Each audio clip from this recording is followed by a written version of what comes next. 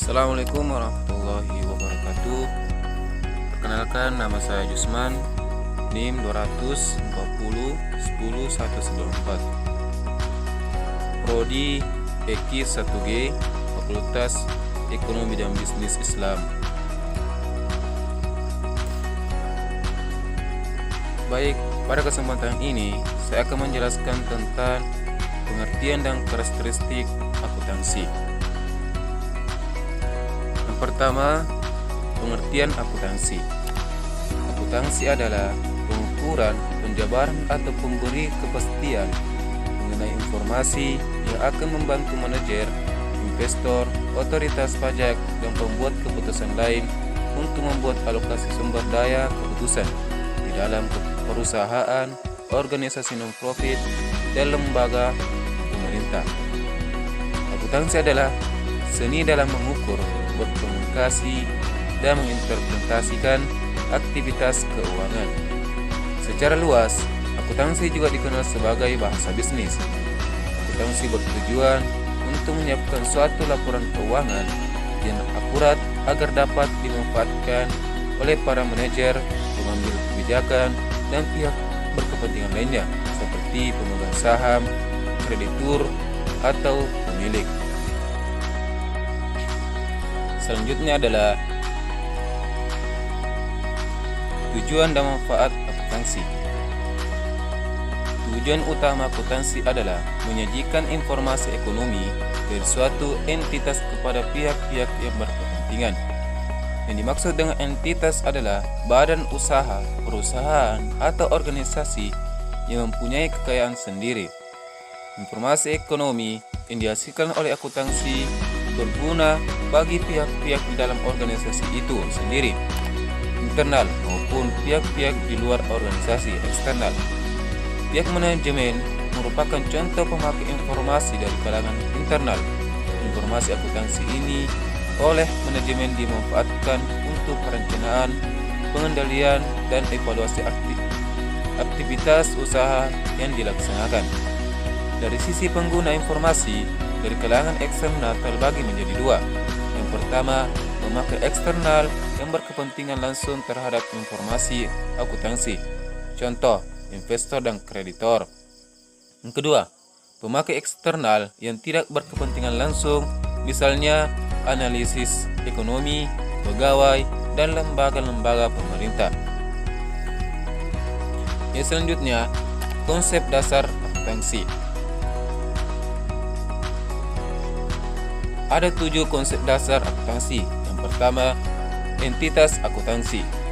Dipandang dari konsep akuntansi, perusahaan merupakan suatu entitas kesatuan usaha yang terpisah dan berdiri sendiri di luar entitas ekonomi lain. Yang kedua, kesinambungan. Bahwa perusahaan diasumsikan tidak berhenti di satu periode saja, melainkan berlanjut terus dan bukan untuk dijual. Yang ketiga, periode akuntansi. Pada umumnya, suatu periode akuntansi terdiri dari 12 bulan atau 1 tahun. Yang keempat, objektif. Bahwa pencatatan transaksi-transaksi harus didasarkan pada dokumen asli. Yang kelima, pengukuran dalam suatu uang. Bahwa pengungkapan dan penuangan transaksi harus dinyatakan dalam nilai uang. Yang keenam, harga pertukaran. Bahwa aset selalu dicatat dan dilaporkan berdasarkan nilai perolehan atau nilai belinya karena lebih objektif dan mudah untuk melakukannya. Yang ketujuh, penandingan beban dan pendapatan. Konsep ini menekankan perlunya menghubungkan beban biaya dengan pendapatan yang diakui pada periode yang sama. Kemudian yang selanjutnya, persamaan akuntansi. Untuk memenuhi kebutuhan manajemen atas informasi yang akurat dan tepat, waktu diperlukan adanya suatu sistem yang dapat mengklarifikasikan dan mencatat transaksi-transaksi sehingga informasi dapat diperoleh setiap hari, bahkan setiap saat dibutuhkan. Sistem pengklarifikasian dan pencatatan tersebut adalah suatu sistem pembukuan berganda di mana setiap transaksi dianalisis dan selanjutnya dicatat pada dua sisi, yaitu sisi sebelah kiri debit dan sisi sebelah kanan kredit. Untuk pengklarifikasian pos-pos atau transaksi yang terjadi di perusahaan, digunakan suatu bagan yang berisi rekening-rekening atau perkiraan yang disebut bagan perkiraan standar. Di dalam bagan perkiraan standar, perkiraan-perkiraan diklarifikasikan menjadi perkiraan neraca dan perkiraan laba dan rugi. Perkiraan neraca terdiri aset, hutang dan ekuitas pemilik, sedangkan perkiraan laba rugi terdiri dari pendapatan dan biaya. Untuk menjalankan sistem akuntansi yang berpasangan, telah ada konvensi dan akuntansi, yaitu aset dicatat sebelah kiri atau debit, sedangkan hutang dan ekuitas dicatat di sebelah kanan kredit. Model pencatatan ini dikenal sebagai istilah persamaan akuntansi.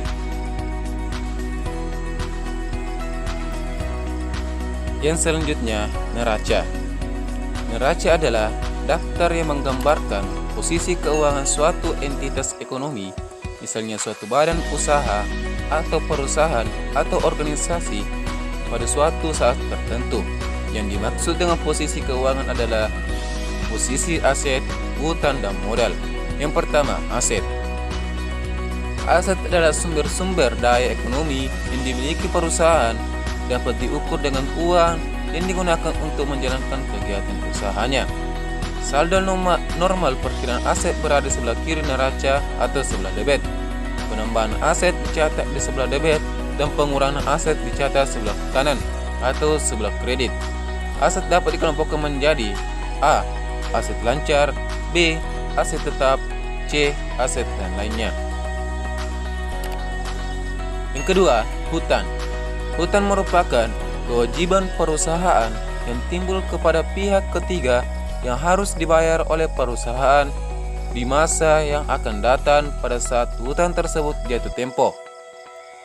Saldo normal perkiraan hutang berada di sebelah kanan atau sebelah kredit. Penambahan hutang dicatat di sebelah kredit dan pengurangan hutang dicatat di sebelah debit. Hutang dapat dikelompokkan menjadi dua. Yang pertama, hutang jangka pendek atau hutang lancar. Yang kedua, hutang jangka panjang. Hutang jangka pendek adalah segala bentuk kewajiban kepada pihak ketiga yang harus dibayar pada tahun berikutnya. Sedangkan hutang jangka panjang merupakan hutang yang jatuh pada tempohnya lebih dari 1 tahun.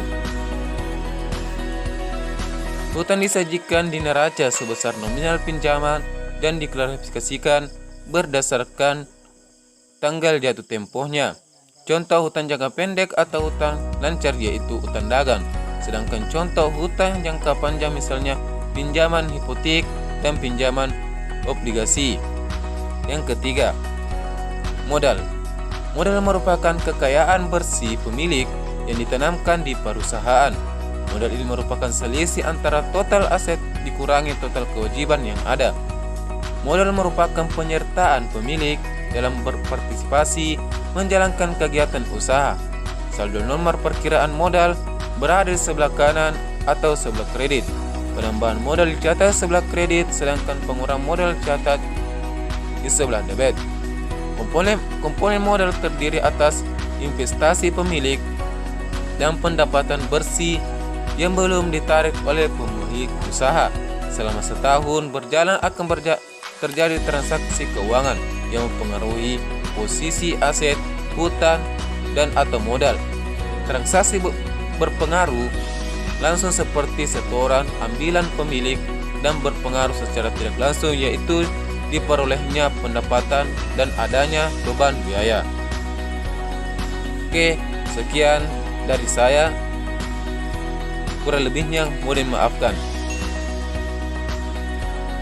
Assalamualaikum warahmatullahi wabarakatuh.